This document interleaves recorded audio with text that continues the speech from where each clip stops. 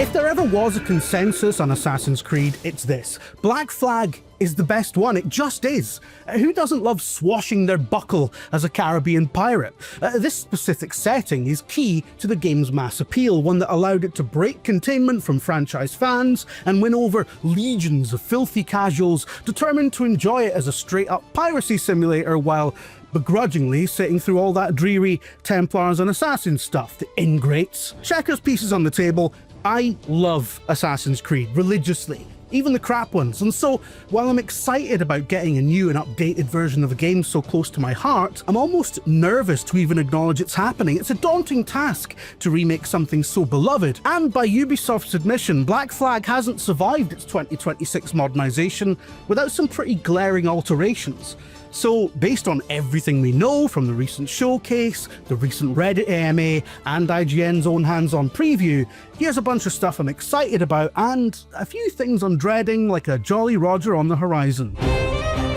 The good, new quests. You can never have too much of a good thing, right? The prospect of more Black Flag is a big draw here, with a slew of brand spanking new quest content integrated into the original story that looks to be substantial and transformative. This isn't an afterthought. These new sequences necessitated the return of Edward Kenway's original actor Matt Ryan for voice and mocap duties, and frankly, any excuse to spend more time with a lovable Welsh rogue is a blessing. And I know because, like the character, I too was born in Swansea.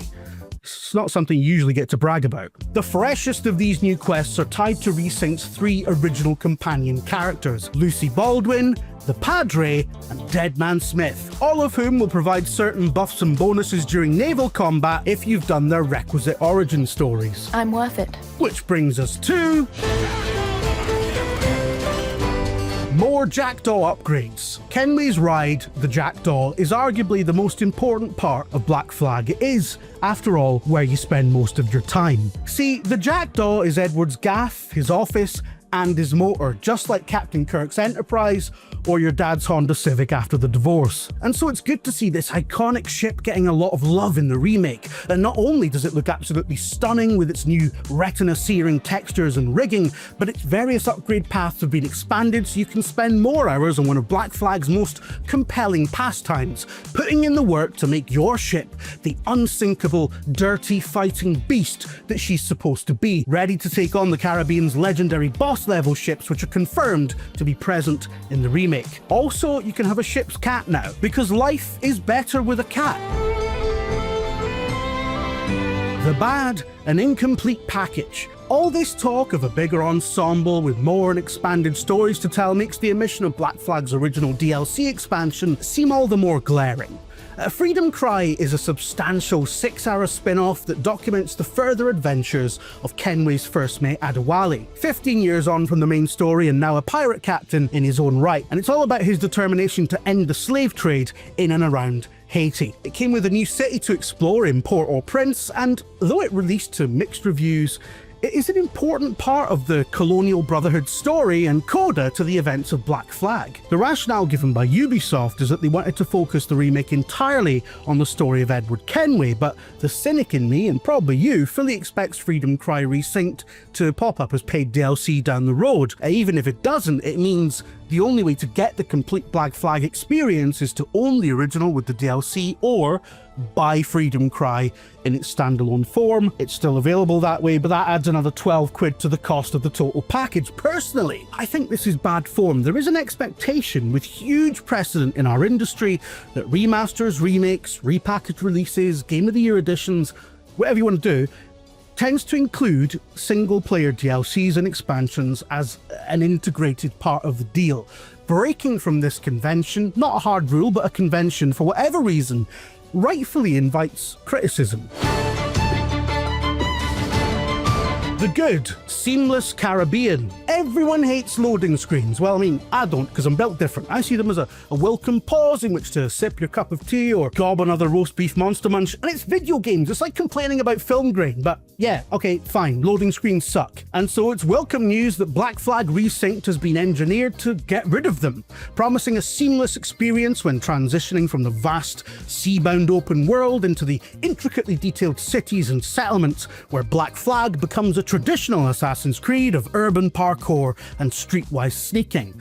This also implies that all the land masses here might be fully explorable, as with Assassin's Creed Odyssey's expansive Aegean map, where, for the most part, no piece of land was off limits for exploration, and this stands in contrast with the original Black Flag, which, like a National Trust manor house, was full of carefully cordoned off areas that you could see but not touch. And hopefully we will be able to see more of the Caribbean, because from what we've seen so far, it is heartbreakingly gorgeous.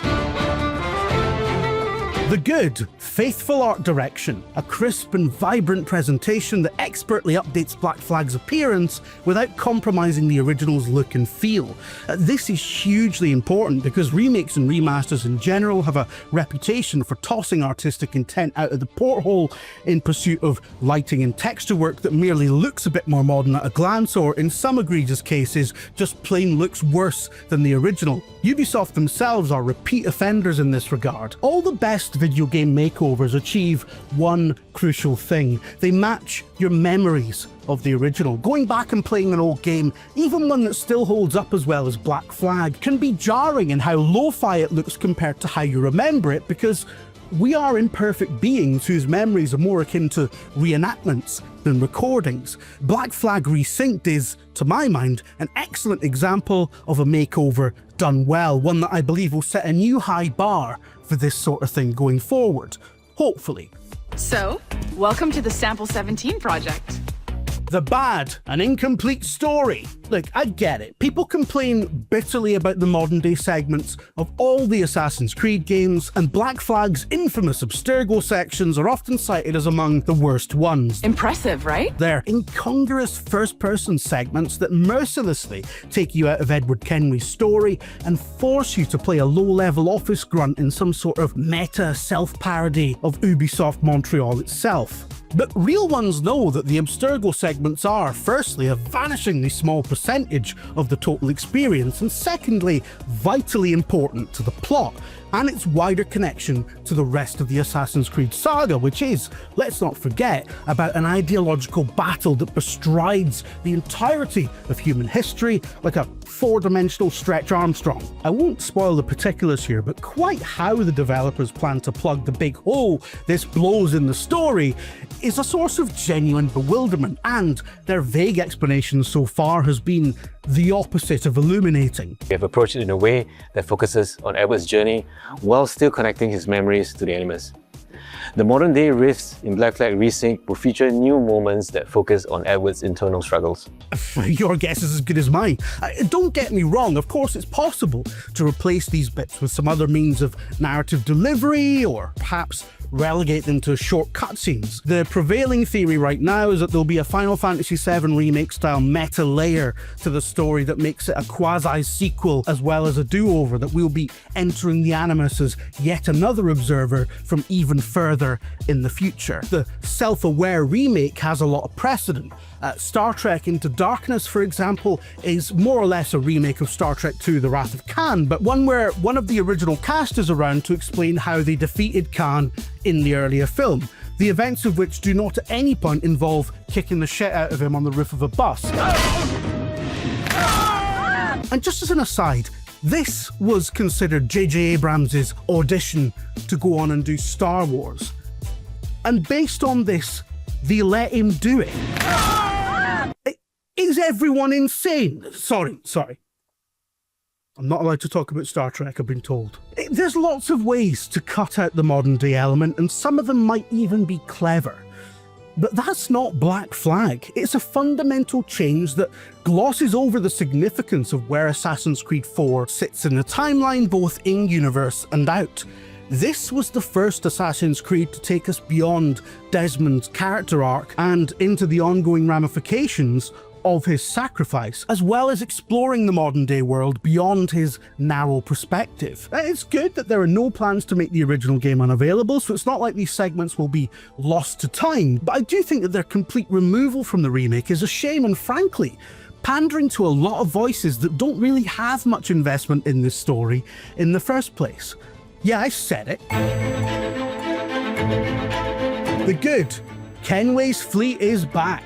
I don't know about you, but one of the first questions I had when we first heard about Black Flag being remade was, will Kenway's fleet still be in it? This Moorish auto-battler was originally a piece of the game you could take with you in the form of a smartphone app. And this sort of interconnected multi-screen experience was all the rage at the time, so much so that even the South Park guys saw fit to mock the trend at E3 once upon a time. Remember Xbox Smart Glass? Yeah, me neither. Kenway's fleet stands out as a compelling example of smartphone integration that not only farmed out a fun piece of the game you could check in with on the go, but one whose ties to the base game didn't feel like an afterthought or a silly decree from the C-suite. Building on the Assassin's Recruit system from the Ezio trilogy, it allowed you to capture ships in the open world and send them on missions outside of the Caribbean, as far away as Europe and Africa, to secure in-game resources, upgrade blueprints, and tons of cold, hard doubloons. It was neat, it felt worthy, and it made the world beyond the game feel real. And I'm pleased to have it confirmed that it's still in there. I mean, you can only access it in-game, it doesn't have the smartphone app anymore, but I never go outside now anyway. Post-COVID world, baby. I haven't left my desk since 2022. God, it's hot. Good. Modernised gameplay. The old-school Assassin's Creeds are often criticised for their simplistic combat. For a series ostensibly about sneaking around, it's remarkably easy to just go around battering everyone. But with a generous parry window and enough leeway in the system to let even the most artless button mashers get through any fight, it's safe to say that the fighting in the original Black Flag is one thing that doesn't really hold up in a FromSoft Ascendant world where even the most mainstream gamers crave a legitimate challenge. So it's good that Resynced's combat is based on that of the recent Assassin's Creed Shadows rather than sticking to the old system, providing for an expanded moveset that you can adapt to your own individual style. I mean, it's still going to be a piece of piss, this is Assassin's Creed after all, but Kenway's butt-kicking has never looked more fluid or fancy, and given that the combat in the original Black Flag has never been singled out as one of its standout features, this is one area I'm happy to see getting a total gutting. The stealth mechanics are enjoying a similar overhaul. Gone is the weird, unintuitive auto-sneaking that many found jarring in the original. Just like in the recent Assassin's Creeds, you now have total control over Kenway's crouching, meaning he can sneak around anywhere, not just in thick vegetation, which opens up a lot more options for dealing with unsuspecting Brits and other associated clean shirts. Another toggle Resynced gives you total control over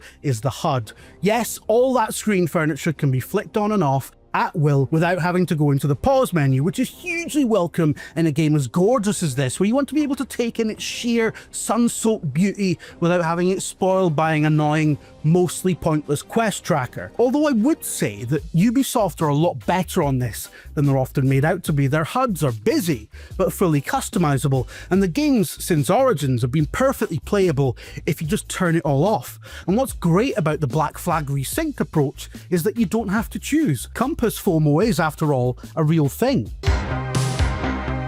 The bad, an incomplete challenge. In a crowd-pleasing move, Black Flag Resynced more or less makes it impossible to fail the game's notorious eavesdropping missions. And while I'm going to be vastly in the minority on this one, it's a hill I'll happily die on. This is unnecessary. Yes, those missions could be annoying, but that's part of the challenge. Having to keep your wits about you and use the geometry of the map in order to stay within hearing distance of a target without spooking them. That's the entire point. But it's broken because if I mess it up then I fail. Well, yeah, but that's the game.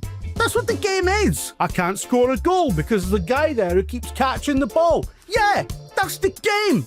In a game so lacking in genuine skill challenges, it's sad to see one of its few examples of player friction nerfed so pathetically. Perhaps the margins could have been adjusted to ease the sense of frustration if, for example, you fail because Edward gets unintentionally stuck on a bit of scenery, which admittedly does happen. But to remove the challenge altogether and make it possible to just kill your way through, apparently without any wider consequences, is a huge overcorrection. The long and short of it is stop pandering to YouTubers and folk on Twitter. They don't know what they want. Yes, I'm aware of the irony.